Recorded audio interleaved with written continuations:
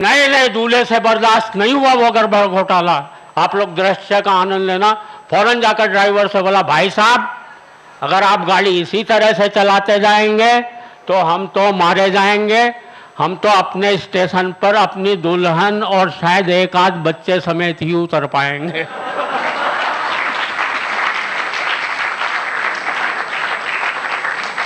एक बिल्कुल शुद्ध हास्य रस की कविता आपको सुनाकर अपना स्थान लूंगा। आ जाओ सर। अच्छा, बाहर भी चल रहा है क्या प्रोग्राम? क्योंकि आप तो बाहर से हंसते हुए आ रहे हैं।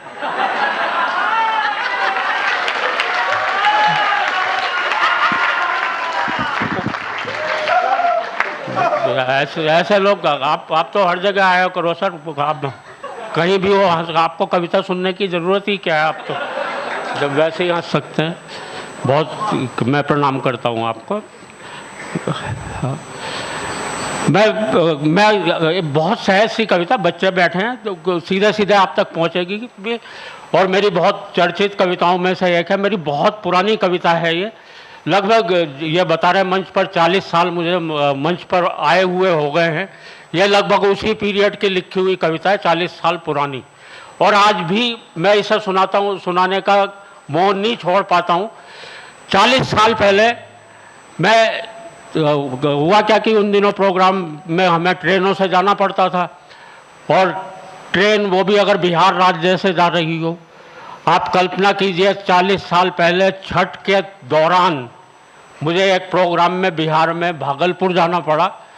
ट्रेन की ये हालत थी भाई साहब। मैं किस तरह से मुझे लोगों ने ज़बरदस्ती गाड़ी में ढकेला है कि और किस तरह का कष्ट मैंने वहाँ तक जाकर के भोगा, वो सब इस में कविता मैंने लिख करके बयान किया है, वो आपको सुनाना चाहता हूँ। वैसे भीड़ में तरह तरह से हाथ से निकाल लेते हैं हम लोग। मुझे ध्यान है एक कवि सम्मेलन में गया, इतनी भीड़ थी, इतनी भीड़ यहाँ नहीं है भैया।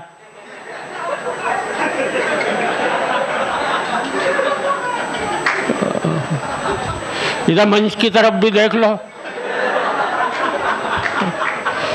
वो तो ऐसे आया जैसा पुलिस तलाशी के लिए आते थे।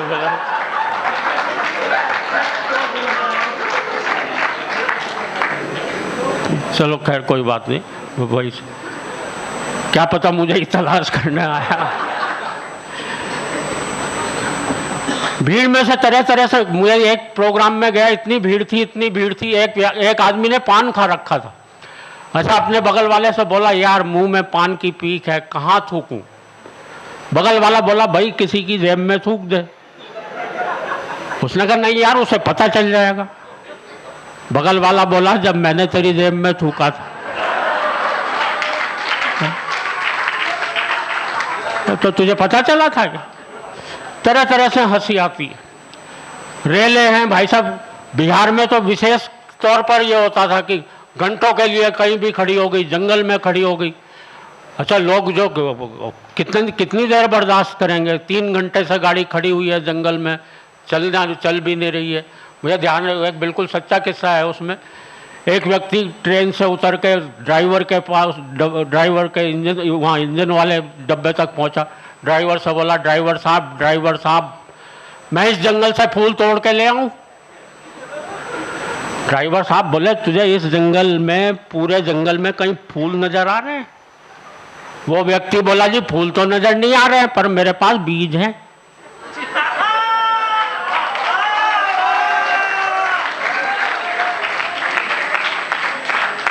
आप जब तक गाड़ी चलाएंगे इसमें से फूल भी निकल आएंगे। तो इस तरह की स्थितियां हो तब मैंने वो कविता लिखी।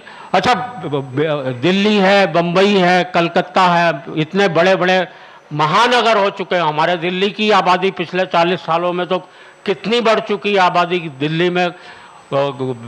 मतलब बहुत बुरी स्थिति है। मुझे तो ध्यान है एक गांव का कुत्ता पहली बार बम्बई गया तो बम्बई वाला कुत्ता उसे स्टेशन पर रिसीव करने आया। आते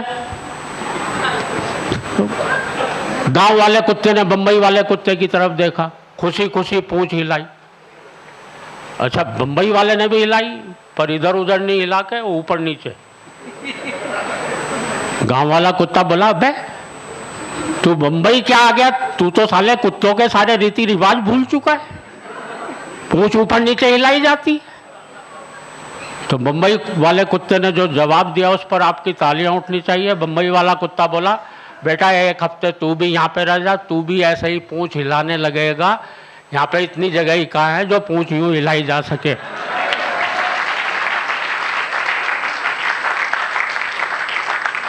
जब इस तरह की स्थितियां हो तब मैंने वो कविता लिखी। एक बार तालियां बजाकर मंदे सीधे सीधे मेरे से जुड़े।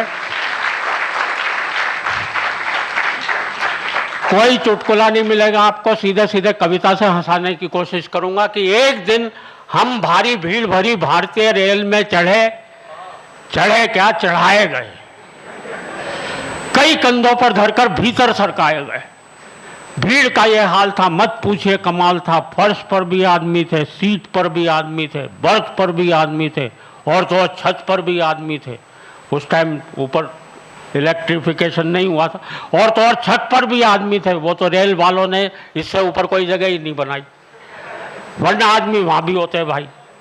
कौन जाने किस पर पड़ा था, आदमी से आदमी सटा खड़ा था। सब एक साथ सांस ले रहे थे, एक साथ सांस छोड़ रहे थे। जो भी सांस लेने में जरा गड़बड़ा जाता था उसे फौरन एक धक्का लग जाता। और हमारे आगे वाला व्यक्ति तो शायद गैस का मरीज था, और पता नहीं क्या खा के आया था कि पूरे वातावरण में भारी प्रदूषण फैलाया था। हमसे वहां खड़ा ही नहीं हुआ जाता था, क्योंकि हर 15 मिनट बाद एक भोपाली गैस कांड हो जाता।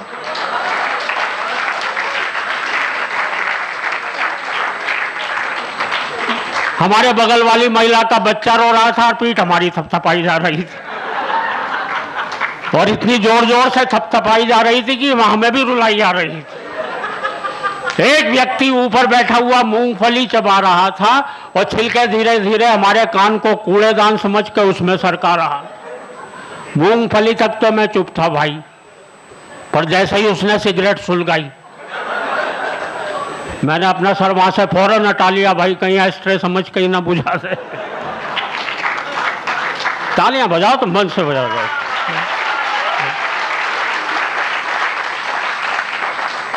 उन दिनों ये स्मोकिंग वगैरह की भी पाबंदी नहीं थी गाड़ियों में कि एस्ट्रे समझ। हमारे पीछे वाले व्यक्ति ने शायद न्यूटन का गुरुत्वाकर्षण का सिद्धांत ही नहीं पढ़ा था, इसलिए अपना पूरा का पूरा संदूक अपने सिर पर ही लिए खड़ा था। हमारे बगल वाले दूसरे व्यक्ति ने शायद न्यूटन को कुछ ज्यादा पढ़ रखा था, इसलिए आधा संदूक हमारे कंधे पर धर रखा। रेल में भीड़ इस कदर थी भाई कि हाथ को मुंह तक भी नहीं देता था दिखाई। मुझे तो तब बड़ी हंसी आई जब एक व्यक्ति ने अपनी बीड़ी मेरे मुंह में लगाई।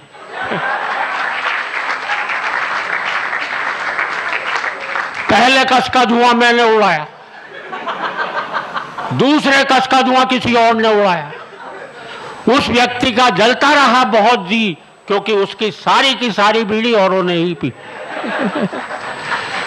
एक भद्र महिला ने तो हद ही कर दी जब उसने अपने बच्चे की दूध की बोतल ही मेरे मुंह में धर दी।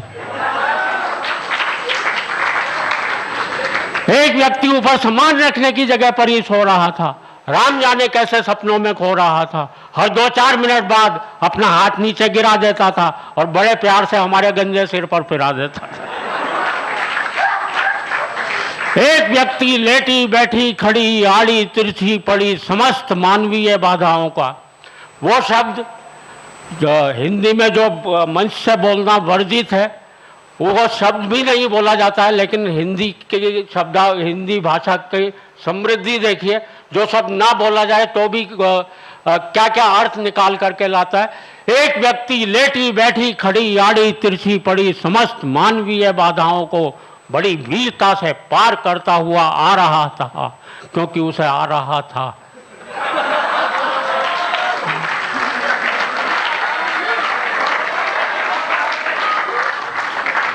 लेकिन वो जा नहीं पा रहा था, क्योंकि वहां कोई और जा रहा था। हमारे बगल वाली महिला का बच्चा अब भी रो रहा था, हमारी पीठ अब भी थपथपाई जा रही थी, और तो और वो साथ साथ लोरी भी गा रही थी, सो जा मोहन प्यारे सो जा। इतनी पिटाई के बाद मैंने खुद को ही मोहन समझा, मैं खड़े खड़े ही सो गया। जब मेरी आंख खुली तो एक व्यक्ति ने मुझसे कहा, भाई साहब आज तो ट्रेन हवा से बातें कर रही है। मैंने कहा क्यों मजाक करते हो भाई, ट्रेन तो बहुत धीरे धीरे चल रही है। वह बोला आज हवा भी तो बिल्कुल नहीं चल रही है। एक जगह ट्रेन ने 4 घंटे का समय गुजार डाला तो एक नए नए दूल्हे से बर्दाश्त नहीं हुआ वो गड़बड़ घोटाला। आप लोग दृश्य का आनंद लेना। फौरन जाकर ड्राइवर से बोला, भाई साहब अगर आप गाड़ी इसी तरह से चलाते जाएंगे तो हम तो मारे जाएंगे। हम तो अपने स्टेशन पर अपनी दुल्हन और शायद एक आध बच्चे समेत ही उतर पाएंगे।